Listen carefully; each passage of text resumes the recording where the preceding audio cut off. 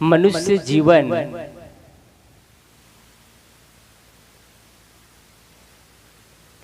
बड़े ही सौभाग्य से मिलता है।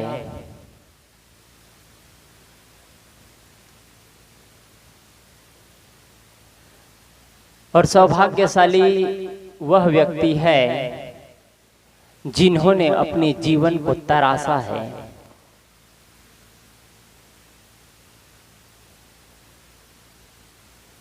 जैसे तराशने के बाद में पत्थर का महत्व बढ़ जाता है, भगवान बन जाता है।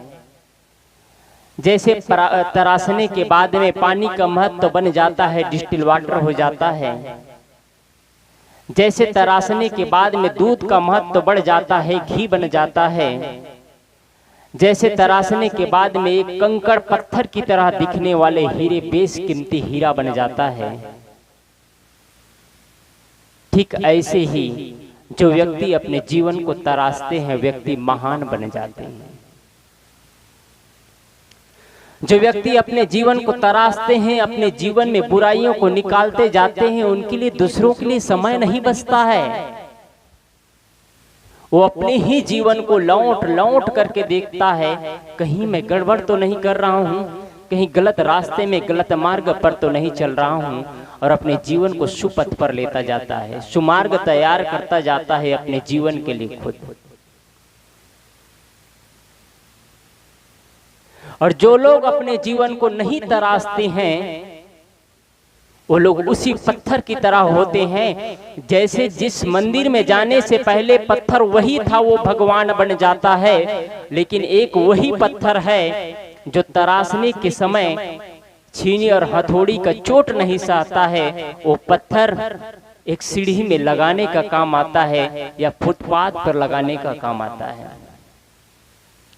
जो व्यक्ति अपने जीवन को तराशने पर मुसीबत और मेहनत समझते हैं, वो व्यक्ति कैसे होते हैं? जैसे फुटपाथ पर पत्थर होता है और सीढ़ी पर पत्थर होता है, वैसे ही उस व्यक्ति की स्थिति होती है। और जो अपने जीवन को तराश लेते हैं, वही बुद्ध, कबीर, महावीर, ईसा, मोहम्मद जैसे महापुरुष बन जाते हैं। क्या हम अपने जीवन को तराशते हैं? क्या हम अपने जीवन को संवारते हैं? क्या हम मनुष्य जीवन पाकर के इस जीवन की सार्थकता बना पा रहे हैं कि बस बेडौल अनगढ़ पत्थर की तरह अपने जीवन को हम बर्बाद करते चले जा रहे हैं? जो तरासा वो महान बन गया, जो तरासा वो पूजनी बन गया। जिन्होंने अपने को तराशने में समय गुजारते गए, उस व्यक्ति के लिए दूसरों के लिए वक्त नहीं बचा। उस व्यक्ति के जीवन में दुख दर्द की विदाई हो गई। उस व्यक्ति के जीवन में शिकायत खत्म हो गया। वो व्यक्ति बादशाहत जीवन जीते हैं, अब बादशाह की तरह जीते हैं।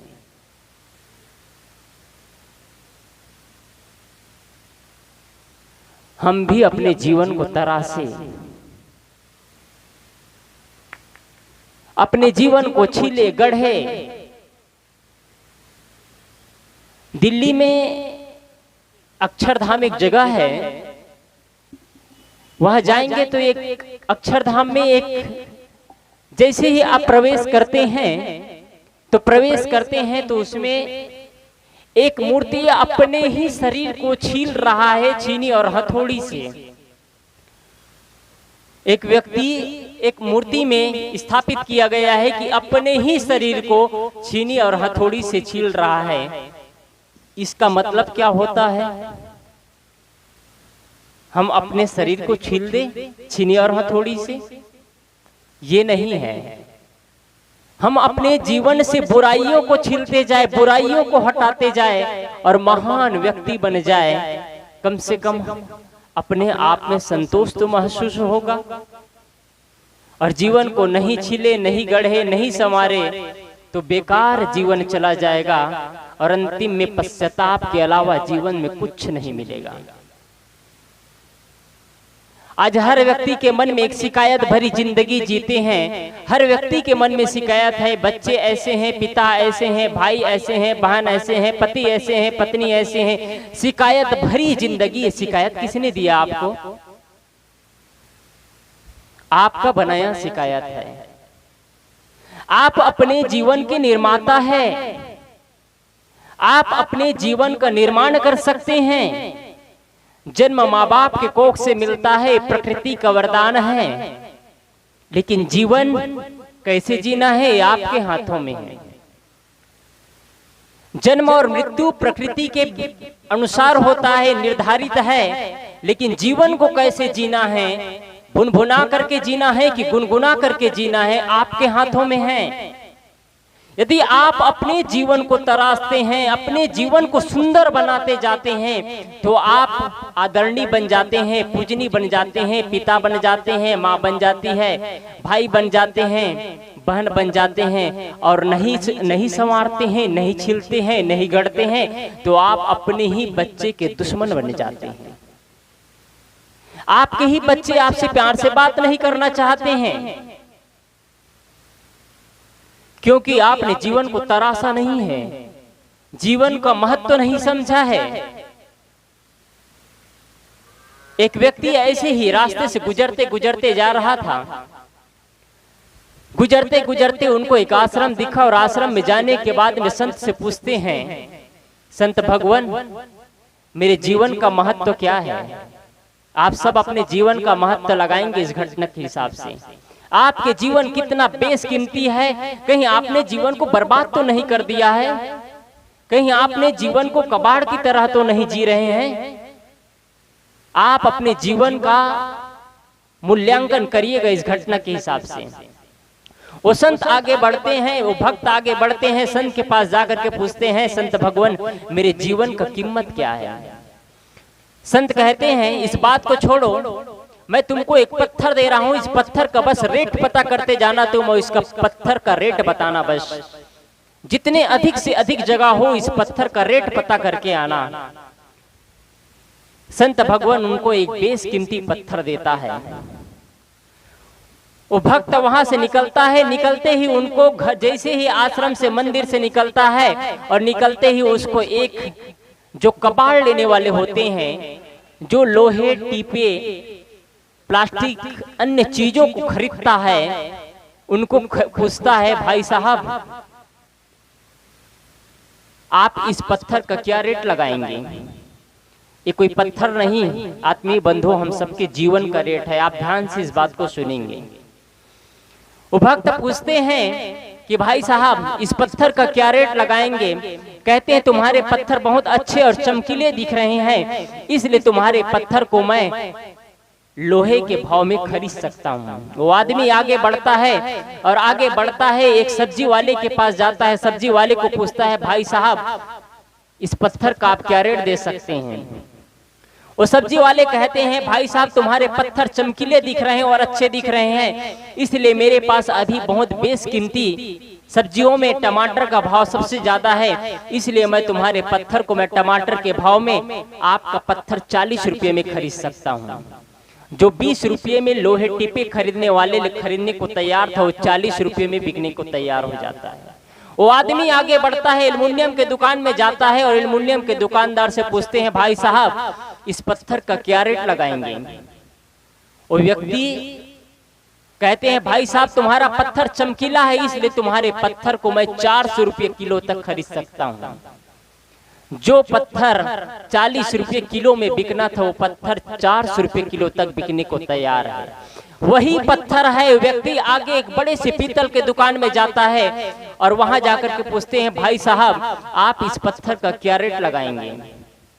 वही पत्थर है, जब 800 रुपये पीतल के भाव में बिकने को तैयार है। पत्थर वही है, जगह बदलते गए, फिल्टर करते गए, रेट बढ़ता चला जा रहा है। आदमी वही है, पत्थर वही है, जगह बदल रहे हैं, कीमत बढ़ता चला जा रहा है। वो व्यक्ति पुनः दूसरे जगह जाता है, एक चांदी के दुकान में वही पत्थर है, लेकिन वो 40,000 रुपए किलो में खरीदने के लिए दुकानदार तैयार हो जाता है। वो आदमी को संतोष नहीं होता है, वो आदमी आगे चलता है, एक सोने के दुकान में जाता है, वहां वो पत्थर 40 लाख रुपए तक खरीदने के लिए व्यक्ति तैयार हो जाता है, क्योंकि उस बेशकीमती पत्थर कुछ और ही था। वो आदमी को संतोष नहीं होता है, वो आदमी और आगे बढ़ता है और आगे बढ़ता है कि हीरे के दुकान में जाता है, और हीरे के दुकान में जाने के बाद में वही पत्थर 4 करोड़ रुपए में भी खरीदने के लिए दुकानदार तैयार हो जाता है। वो आदमी को और संतोष नहीं हुआ। एक बड़ा सा हीरे के दुकान में हीरे के व्यापारी के पास जाता है और हीरे के व्यापारी से पूछता है, भाई साहब इस पत्थर का आप क्या रेट लगा सकते हैं? वो दुकानदार कहता है, भाई साहब मैं सत्य कहूं तो इस पत्थर का कोई रेट अदा नहीं कर सकता है, इस पत्थर का कोई रेट अदा नहीं कर सकता है। इस पत्थर को तुम यदि बेचना चाहो तो तुम अपने इलाकों को भी बेच दो, तब भी इस पत्थर का रेट तुम अदा नहीं कर सकते, क्योंकि भाई साहब ये साधारण पत्थर नहीं, ये बहुत बेशकीमती हीरा है, हीरा है। ये पूरी घटना के बाद वो व्यक्ति लौट करके उस संत के पास जाते हैं और संत के पास जा करके कहते हैं, आपने इस पत्थर का रेट पूछने को बस कहा था, मैं पूछ करके आया। वो पत्थर 20 रुपये से 40, 40 से 80, 80 से 800, 800 से 40,000, 40,000 से 4 लाख, 4 लाख से 4 करोड़, 4 करोड़ से इसका एक ऐसी स्थिति आई कि इसका रेट अदा करने वाला इस जगह पर नहीं मिला मुझे। संत कहते हैं, तुम अपने जीवन का कीमत जानना चाहते हो ना? तुम्हारा भी कीमत ऐसा ही है और हम सबका भी कीमत ऐसा ही है।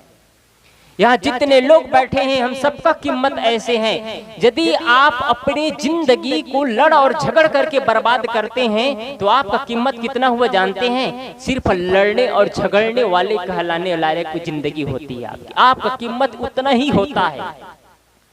आप एक बीड़ी पीने वाले के साथ जाते हैं, सिगरेट पीने वाले के साथ जाते हैं तो आपका कीमत सिर्फ बीड़ी और सिगरेट पहलाने वाले कहलाते हैं। शराबी के साथ जाते हैं तो शराबी कहलाते हैं, जुआनी के साथ जाते हैं तो जुआनी कहलाते हैं, और वकील के साथ जाते हैं तो वकालत करने वाले वकील कहलाते हैं, मास्टर के साथ में जाते हैं तो मास्टर कहलाते हैं।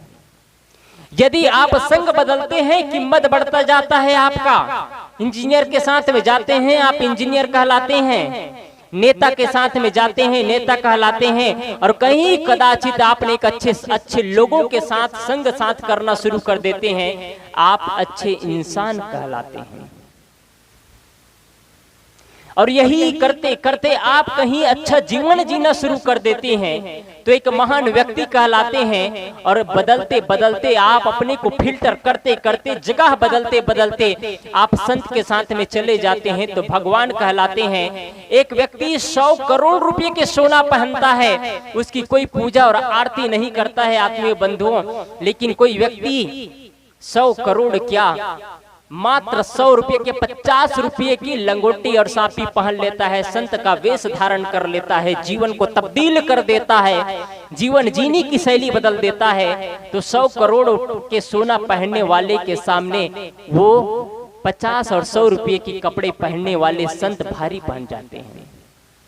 उसके सामने आदमी नतमस्तक होते हैं, उसकी आरती उतारते हैं, उसकी चरणों की वंदना करते हैं, उसका चरणोदक पीते हैं और व्यक्ति संत और महान बन जाते हैं। क्या आप अपने जीवन को तराशना चाहते हैं? क्या आप अपने जीवन को फिल्टर करना चाहते हैं? क्या आप अपने जीवन में प्रेम का संचार करना चाहते हैं? जीवन में खुशबू बिखेरना चाहते हैं अपने जीवन में, कि रोध होकर के जीवन जीना चाहते हैं, शिकायत भरी जिंदगी जीना चाहते हैं? ये निर्णय आपके हाथों में है। सबके पास हैसियत नहीं होती है कि अच्छे इमारत बना सके, अच्छे मकान बना सके।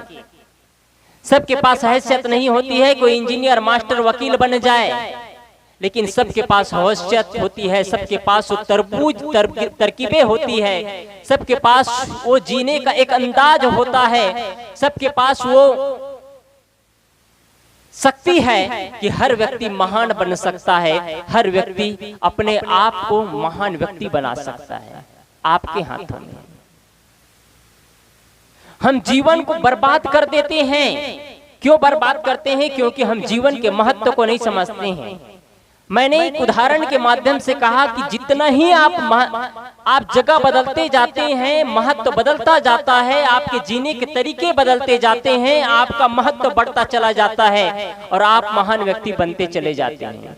और उदाहरण बताऊं आपको, जैसे आप कहीं पर नल खोलते हैं तो नल खोलते हैं, पानी निकालते हैं, हजारों घड़ा पानी निकाल लेते हैं, वो पानी आपको फ्री में मिल जाता है, लेकिन वही पानी को आप फिल्टर कर देते हैं और फिल्टर कर देते हैं, फिल्टर करने के बाद में 20 लीटर की एक बोतल में भर देते हैं तो आपका कीमत 40 रुपया 100 रुपया तक बढ़ जाता है। पानी को फिल्टर किए, 20 रुपये के बोतल पे भर दिए, आपका कीमत बढ़ गया। कहीं वही पानी को फिल्टर करने के बाद में एक कंपनी का ट्रेडमार्क का लगा देते हैं और 1 लीटर के बोतल पे भर देते हैं, आपका कीमत 20 रुपये तक चला जाता है। पानी का कीमत 20 रुपया बढ़ जाता है। वही पानी है आप रेलवे स्टेशन में खरीदते हैं, वही पानी का रेट कितना हो जाता है? वही पानी का रेट 40 रुपये तक चला जाता है। और वही पानी है आप जगह बदल देते हैं, जगह बदलने के बाद में एयरपोर्ट पे चले जाते हैं तो वही पानी 100 रुपये में मिलता है। आप अपने जीवन को कितना तरासा है आपने? कहीं शिकायत भरी जिंदगी तो नहीं जी रहे हैं हम कि बाद में अंतिम में बुढ़ापे की अवस्था में पश्चाताप और गुलामी में जीवन बीत जाए। बस शिकायत भरी जिंदगी जी जी करके जीवन को हम बर्बाद कर दें, जीवन को हम घसीट दें। हम अपने लोगों को बीच से, अपने लोगों के बीच से हम पराया हो जाए, अपने ही बच्चे के बीच से पराया हो जाए, अपने ही माँ बाप के बीच से पराया हो जाए, अपने ही भाई बहन के बीच से हम पराया महसूस करें अपने जीवन को और अपने जीवन को कोसते रह जाए। अपने ही परिवार में रह करके हम अपने आप को अकेला महसूस करें, अपने आप में अपने को विकलांग महसूस करें, मेरे कोई नहीं है इस दुनिया में। क्या कहीं ऐसी स्थिति आपकी नहीं हो रही है? यदि आपकी ये स्थिति हो रही है तो आपकी गड़बड़ी है, आपकी स्वभाव की गड़बड़ी है, आपकी अपनी ही कमजोरी है कि आपने अपने जीवन को तरासा नहीं है। आपने अपने जीवन को तरासा नहीं है। आप अपने बेशकीमती जीवन को लड़ने और झगड़ने में जीवन को बर्बाद कर दिया है। इसलिए जीवन को तरासते जाइए। हीरे को तराशने के बाद में हीरे की कीमत यदि 2 लाख रुपए की हीरा है तो वही हीरा तराशने के बाद में 10 गुना बढ़ जाता है और हीरे की कीमत 20 लाख रुपए तक हो जाता है। हीरे को तराशने के बाद में हीरे का कीमत बढ़ता है, सोने को तराशने के बाद में सोने का कीमत बढ़ता चला जाता है। ठीक वैसे ही आप अपने जीवन को तराशते हैं तो आप आदरणीय बन जाते हैं और अपने जीवन को नहीं तराशते हैं तो बेकार हो जाता है जीवन, कबाड़ की तरह जीवन। और कैसे बताऊं? आप जीवन का निर्माण करिए, आप जीवन को सुंदर बनाइए। कुछ लोग अपने जीवन को बेडौल बनाते हैं, कुछ लोग अपने जीवन को बेकार जिंदगी जीते हैं और अनगढ़ पत्थर की तरह जीवन को बर्बाद कर देते हैं। कैसे जीते हैं? एक उदाहरण बताऊं। जैसे कोई आदमी सुबह सुबह स्नान करता हो और स्नान करने के बाद में वो करते क्या है, 2 बाल्टी कपड़ा धोता है, 2 बाल्टी कपड़ा धोता है और कपड़ा धोने के बाद में उस कपड़े को बाल्टी से ले जाकर के छत पे फैला देता है। छत पे फैलाता है, 4 घंटे बाद वो कपड़ा सूख जाता है और उन कपड़ा को ला करके अपने कमरे में अलमारी खोलता है और अलमारी खोल करके उस कपड़े को अलमारी में ठूस करके भर देता है। बोलिए सद्गुरुदेव की जय। कहीं मैं इतना बोल रहा हूं, आपका ध्यान कहीं इधर उधर हो तो मेरा बोलना बेकार चला जाएगा।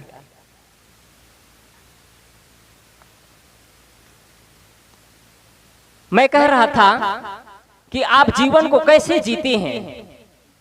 एक आदमी कपड़ा धोया, कपड़ा फैलाया और कपड़ा सूखने के बाद में उस कपड़े को ला करके अलमारी खोलता है और अलमारी खोलने के बाद में ठूस करके भर देता है। कैसे ठूस करके भरता है? जैसे कोई पेरा को या भूसा को भर रहा हो वैसे ठूस करके उस कपड़े को भर देता है।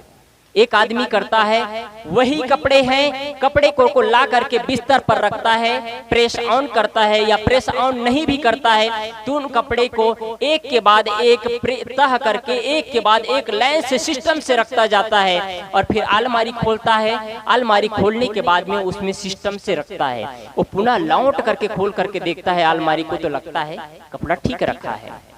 लेकिन एक आदमी है, एक कपड़े को, अपने ही कपड़े को पैरा की तरह ठूस दिया है। उनको लगता है अरे ठीक नहीं लगा है। हम क्या करते हैं अपने जीवन को? पैरा की तरह ठूस देते हैं। कैसे ठूसते हैं?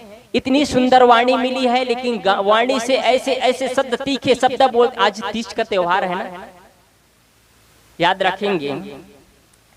इतना सुंदर जीवन, इतना अच्छा जीवन मिला है, क्या आप इस तीज त्योहार को सफल बना पाएंगे? कोई सौभाग्यशाली व्यक्ति होगा इस तीज त्योहार को सफल बना ले। मात्र उपवास रहने से क्या तीज त्योहार सफल हो जाता है? क्या उपवास रहने से पति देव के लिए उम्र बढ़ जाती है? क्या उपवास रहने से मंगल कामना होता है? ये आपकी निष्ठा है। उपवास मत रहिए, मैं नहीं कह रहा हूं, उपवास रहिए, आपकी निष्ठा है तो, लेकिन इतना मात्र से पूरा नहीं होता है। कल जैसे मैंने कहा, मात्र अपने कोख से बच्चा पैदा कर देने से कोई मां नहीं बन जाती है, ठीक ऐसे ही उपवास मात्र होने से कोई पत्नी नहीं हो जाती है और कोई किसी के पति नहीं हो जाते हैं। तो फिर क्या है? उसको निभाना। ये बहुत बड़ी पीड़ा है, बहुत बड़ी हस्ती इसको उठा सकता है इस बीड़ा को, और कोई बिरले लोग होते हैं इसको उठा पाते हैं। आज तीज का त्योहार है, आज संकल्प ले कि मुझे जीवन में आज से नई क्रांति लाना है, मुझे जीवन में प्रेम का संचार बिखेरना है। बस मुझे नहीं उलझना है जीवन में किसी से, मुझे नहीं शिकायत भरी जिंदगी जीना है। क्या ये कर पाएंगे? अगर ये करेंगे तो लड़ाई झगड़ा किससे करेंगे? यदि प्रेम का जीवन जी लिए तो लड़ाई किससे करेंगे? प्रेम के जीवन यदि देरान जेठान में हो जाए तो लड़ाई नहीं करेंगे तो भोजन कैसे पचेगा? समस्या तो ये है। बदलिए जीवन को, बदलिए, प्रेम का जीवन जिए। ये मौसम इतना प्रकृति के द्वारा वरदान मिला है, सुंदर जीवन का निर्माण करिए। आप अपने पति देव के लिए आप लंबी उम्र की इच्छा करते हैं, अपने परिवार के लिए अच्छा तमन्ना करते हैं, अच्छी विचार सोचते हैं। इसके लिए आप जीवन जीने की शैली को बदल दीजिए, अपने व्यवहार को बदल दीजिए, अपने विचार को बदल दीजिए। अपने घर के माहौल बदल जाएंगे, आपके घर के माहौल बदल जाएंगे। एक घटना बताऊं आप सबके लिए, विशेष करके तीज त्योहार के लिए है। एक संत रास्ते से गुजर रहे थे, गुजरते गुजरते वो एक देखते हैं संत कि एक बुढ़िया माँ, करीब करीब 80 साल की बुढ़िया माँ, जिनकी अवस्था 80 साल थी, शरीर सिकन सा हो गया था। यदि चमड़ी इतना मुलायम सा सिकन सा हो गया था, यदि हाथ को ठीक से पकड़ा जाए तो उनकी चमड़ी छिल सकती थी, इस स्थिति थी। इतना नाजुक सा शरीर, बुढ़ापे में शरीर कमजोर होने पर एकदम नाजुक सा हो जाता है। उस बुढ़िया माँ को एक बहन बड़े प्यार से स्नान करा रही थी। उधर से संत गुजरते हैं और पूछते हैं, बेटी क्या तुम्हारी ये सासू माँ है? बड़े प्यार से स्नान करा रही हो। वो बहन बोलती है, महाराज जी मेरी सासू माँ नहीं बल्कि इससे बढ़कर के रिश्ता है। वो पुनः कहते हैं, तुम्हारी सासू माँ नहीं तो क्या तुम्हारी माँ है? वो बेटी बोलती है, महाराज जी मेरी माँ नहीं, मेरी माँ से बढ़कर के रिश्ता है। उस संत को आश्चर्य होता है, माँ से बढ़कर के रिश्ता और क्या हो सकता है? न ही सासू माँ है न ही माँ है उनके। उस संत को रहा नहीं जाता है। वो संत पुनः पूछते हैं, बेटी न तुम्हारी माँ है न तुम्हारी सासू माँ है, आखिर है तो कौन? वो बहन बोलती है,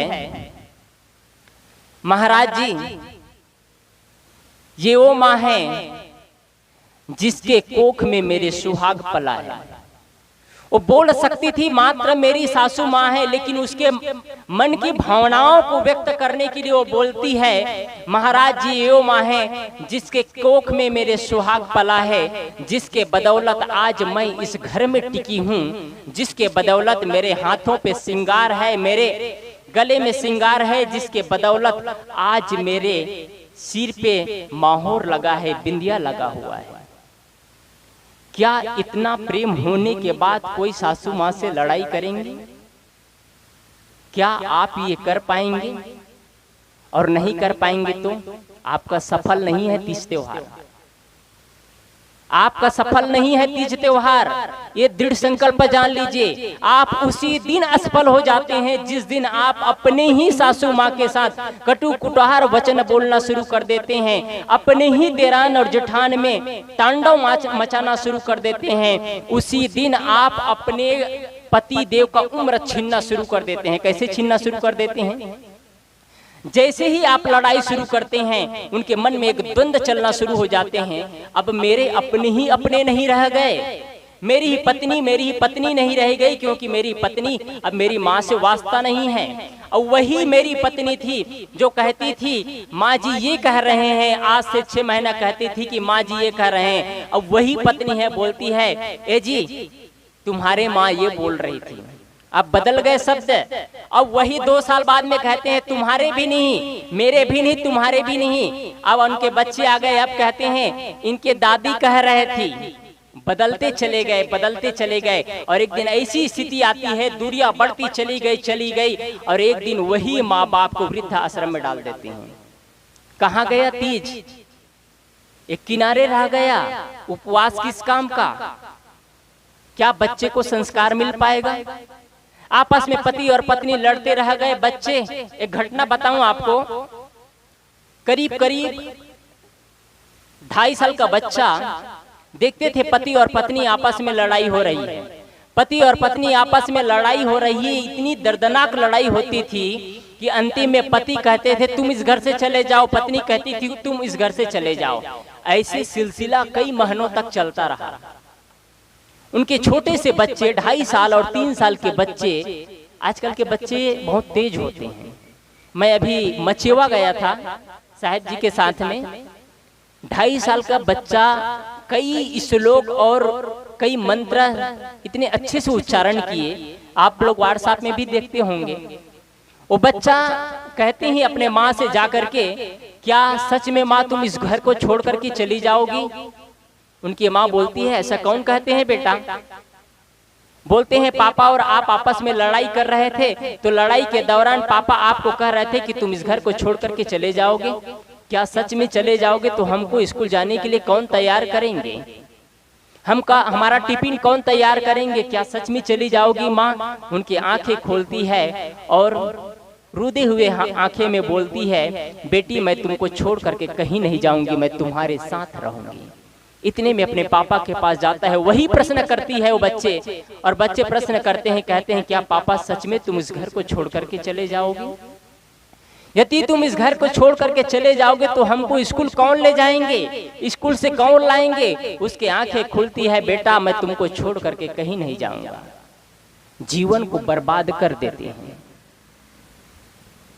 जीवन को बर्बाद कर देते हैं। आज आप सबको सुंदर अवसर मिला है प्रकृति की ओर से, सौभाग्यशाली हैं। आपका तन अच्छा है, मन अच्छा है, विचार अच्छा है, जीने की शैली अच्छे हैं। आपके पास घर है, मकान है, कपड़े हैं, बीबी है, बच्चे हैं, धन है, दौलत है। बहुत से लोग हैं जो बेचारा सत्संग सुनना चाहते हैं लेकिन चल करके यहाँ तक नहीं आ सकते हैं क्योंकि बेचारे के पास पैर नहीं है। बहुत से लोग हैं सत्संग सुनना चाहते हैं लेकिन यहाँ तक नहीं आ सकते क्योंकि बेचारे आंख से देख नहीं सकते हैं, कान से सुन नहीं सकते हैं। बहुत से लोग हैं जिनके पास रहने के लिए छाया नहीं है, मकान नहीं है, एक झोपड़ी बना करके अपना जीवन काटते हैं। उनका जीवन पूरा गुजर जाता है कमाने और खाने में, जिंदगी पूरा व्यस्त हो जाता है और अपने जीवन की कमाई नहीं कमा पाता है, अपने जीवन में कुछ निर्माण नहीं कर पाता है, अपने जीवन का विकास नहीं कर पाता है, अपने जीवन को फिल्टर नहीं कर पाता है और अपने जीवन को तराश नहीं पाता है, और वैसे ही जीवन जी जाते हैं जैसे अनगढ़ पत्थर की तरह होते हैं, और अनगढ़ पत्थर का कोई मूल्य नहीं होता है। एक सिंपल सा पत्थर होता है, पत्थर को तराशने के बाद में एक पत्थर जो छीनी और हथौड़ी का चोट सहता है, वह पत्थर भगवान का रूप बन जाता है, और जो पत्थर छीनी और हथौड़ी का चोट नहीं सहता है, वह पत्थर पैरों में कुचलने का काम आता है। वही पत्थर से आदमी पैर रख करके मंदिर भगवान के दरवाजे तक जाता है। ये एक पत्थर की घटना नहीं है, ये हम सब की घटना है। इसलिए आप सब तीज त्योहार को सफल बनाइए, एक सुंदर माँ बनिए, सुंदर ससुर जी बनिए, सुंदर सासू माँ बनिए, सुंदर देरान बनिए, सुंदर जेठान बनिए, जीवन का निर्माण करिए। आप ये लड़ने झगड़ने में जीवन को बर्बाद मत करिए। आज बेशकीमती जीवन मिला है, आप लड़ते हैं, कल साहब जी कह रहे थे, आप लड़ते हैं, 3 पीढ़ी को बर्बाद करते हैं आप। कहीं ऐसा तो नहीं आपके साथ भी हो रहा है? छोटी छोटी संपत्ति को ले लड़ते लगे झगड़ते, यदि जीवन को बर्बाद कर दिए तो जीवन में कुछ नहीं कमाया आपने, कुछ नहीं कमाया। सदगुरु कबीर साहब कहते हैं, संग चले सो धन है, संतो छूट जाए सो माया, करो तैयारी ऐसे धन की जो आगे होए सहाया। क्या आप ऐसे धन की तैयारी कर रहे हैं? आपके पास ऐसा कोई धन नहीं है बुढ़ापे में जो आपके काम आए। मैं कल भी कहा था कि आप बच्चे के जीवन का निर्माण करिए, आप बच्चे को अच्छा संस्कार बनाइए, अच्छे संस्कार दीजिए। और अच्छे संस्कार ने साहब ने कहा कि बच्चे सेविंग अकाउंट है, और मैं इसको दूसरे शब्दों में कहूं तो बच्चे आपके बुढ़ापे की लाठी है। साहब ने कहा कि बच्चे सेविंग अकाउंट है, और दूसरे शब्द में कहा जाए तो बच्चे आपकी बुढ़ापे की लाठी है।